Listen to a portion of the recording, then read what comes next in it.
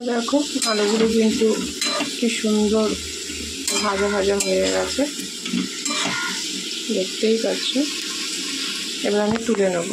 তো দেখো আলুগুলো কিন্তু সুন্দর করে ভাজা হয়ে গেছে। এবার তেল তো অলরেডি গরম।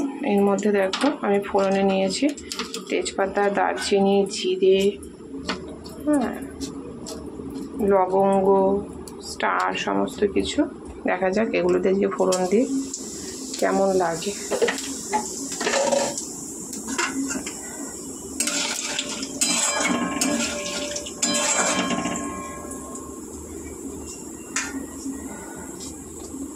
কেটে রাখা লম্বা লম্বা আজকে একটাই টমেটো দিয়েছি।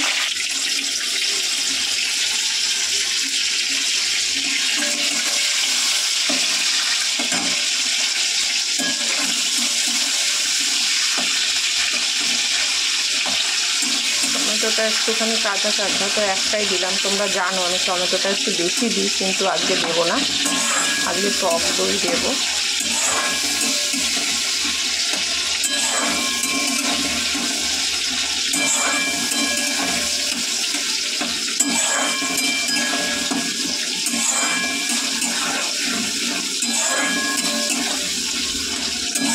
দেখো লবণ দেওয়ার সাথে সাথে এগুলো একটু খুন্তি দিয়ে ন্যারেশ করলেই কিন্তু রেডি, মজে যায়।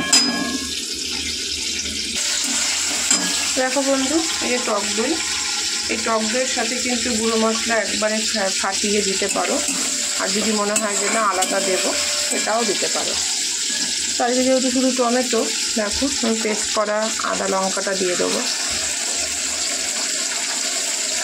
মিক্সারটা ধুয়ে কিন্তু আমি একটুখানি জল দিয়ে দিয়েছি, ওটার মধ্যে আবার পোস্ত পেস্ট করবো। তো যাই হোক, হলুদ দিয়ে দিই, ভালো করে আদাটাকে কষিয়ে নেব।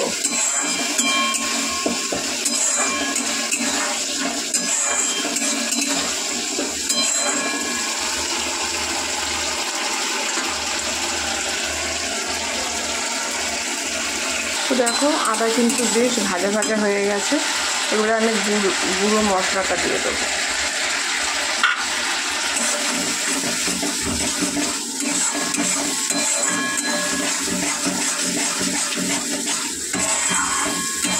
দেখতেই পাচ্ছ কালারটাই কত সুন্দর এসছে।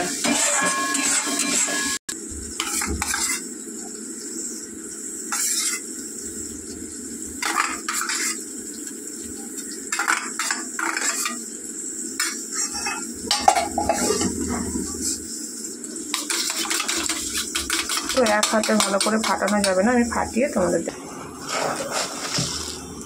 ওকে বন্ধুরা, নিরামিষ যেহেতু একটু পরিমাণ মতন মিষ্টি দিয়ে দেবো। আর দেখো আমার কিন্তু খুব সুন্দর দই ফাটানো হয়ে গেছে। চিনিতে কিন্তু চিনি সব তরকারিতেই দেওয়া যায়, মাংস বলো যে কোনো তরকারিতে, কারণ কালার ভালো আসে। আর নিরামিষ তরকারিতে তো তোমাদের স্বাদের জন্য দিতেই হয়, ব্যালেন্সটা ভালো হয়। তো দেখতেই পাচ্ছ কি সুন্দর কালার এসেছে। তো এবার আমি ফাটিয়ে রাখা টক দইটা দিয়ে দেবো।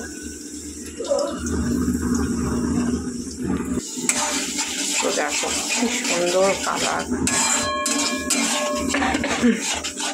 একদম কালার কিন্তু চেঞ্জ হয়ে গেছে। তো বন্ধুরা, পয়সা দিয়ে কেনা জিনিস বাটিতে অনেক লাগা ছিল, তো আমি কিন্তু বাটিটা ধুয়ে দইয়ের জলটা দিয়ে দিলাম। কালারটা শুধু দেখো। এদিকে ভাতও সিটি পড়ে গেছে। মশলা এখনও আরও কষবে, যেহেতু দই দিয়েছি। তো এই মশলাটা কষতে কষতে ততক্ষণ আলুগুলো, ভাজা আলুগুলো কষে ফেলি।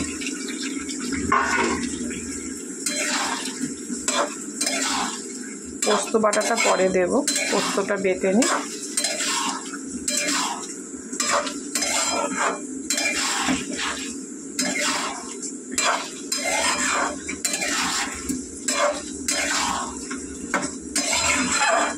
তো ভালো করে মশলাটা কষানো হোক। দেখো কালারটা শুধু দেখো, নিরামিষ আলুর দমের কালারটা দেখো। তো বন্ধু একটু রস রস আছে, একটু ঢেকে দিই যাতে আলুগুলো সেদ্ধ হয়ে যায়। আমি ততক্ষণে এই পোস্তটা পেস্ট করে নিই। তো দেখো বন্ধু কি সুন্দর মাখো মাখো কালার হয়েছে। ঢেকে দিয়েছিলাম।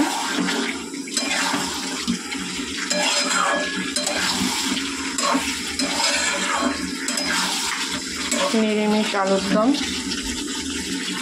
তো বন্ধু পেস্ট করে রাখা পোস্তটা দিয়ে দিচ্ছি, দেখতেই পাচ্ছ। দেখো পোস্তটা দিয়েছি, কালারটা আবার চেঞ্জ হয়ে গেল, দেখতেই পাচ্ছ। রান্নার ঝামেলা উপোসে যতই না করি সেই ঝামেলা লেগেই যায়। ভেবেছিলাম সেদ্ধ ভাত খাবে ওরা, আমি ডালিয়া খাবো, তো দেখো সেই রান্নার ঝামেলা চলেই আসলো। তো দেখো এর মধ্যে কিন্তু প্রচুর লেগে রয়েছে, এটা ধুয়ে জল দেব। তো এটা ধুয়ে জল দিয়ে দিলাম।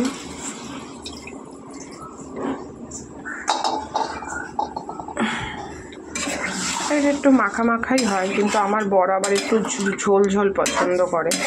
ওটা অবশ্য আমিষ পাতলা দিয়ে। এখন কিন্তু সম্পূর্ণ কালার চেঞ্জ হয়ে গেছে, 3 রকম কালার হলো। এর মধ্যে যদি কেউ মনে করো যে না পোস্তর প্রচুর দাম, মনে করো যে না পোস্ত দেবে না, তাহলে কিন্তু তোমরা চালমগজ বেটে দিতে পারো। চালমগজটা ঘরে বেশি এনে রাখি না, কারণ নষ্ট হয়ে যায়। আমাদের তো এগুলো খুব কম করা হয়, পোস্তটা থাকে, কাজু সবই এর মধ্যে চলে। তো তোমরা কিন্তু চালমগজ দিতে পারো, একই টেস্ট পাবে। তো এই আলুর দমটা কিন্তু একটু মিষ্টি মিষ্টি হবে, যেহেতু নিরামিষ এবং রুটি দিয়ে খাবে বলে। নিরামিষ আলুর দম একটু মিষ্টি মিষ্টি হওয়াটাই ভালো লাগে, টেস্টি। বেশি ঝাল না, বেশি নুনও না, একটা মিষ্টি মিষ্টি ফ্লেভার আসবে। তো এটাকে ভালো করে ফুটিয়ে নেব। এর মধ্যে জল দিতে হবে। সর্ষে বাটা দিয়ে কিছুক্ষণ ফোটানোর পর নামিয়ে ফেলতে হয়। পোস্তও কিন্তু সেম, এর মধ্যে আরেকটু জল দেব। এটার মধ্যে বেশি জল লাগবে না। এখন একটু জল দিলাম কেন, রাত্রিবেলা খাওয়ার সময় গরম করতে হবে, আর আলুর দম তো টেনে যাবে। তো দেখতেই পাচ্ছ কত সুন্দর কালার এসছে, একদম কড়াতে থাকবে না, নামিয়ে দেব। এটা হয়ে যাক ভালোভাবে, তারপরে কিন্তু এটা নামিয়ে দেব। দেখতেই পাচ্ছ একদম সাদা সাদা হলুদ হলুদ, সাদা সাদা তেল তেলে একটা মানে কালার এসছে, দেখতেই পাচ্ছ। তো চলো আজকের এই নিরামিষ আলুর দমের রেসিপিটা তোমাদের সাথে শেয়ার করলাম। আর আজকে সকাল থেকে কী থেকে শুরু করেছি ব্লগ, সেটাও তোমাদের সাথে শেয়ার করলাম। চল এখনকার মতন এই পর্যন্ত, আবারও ফিরে আসছে অন্য একটা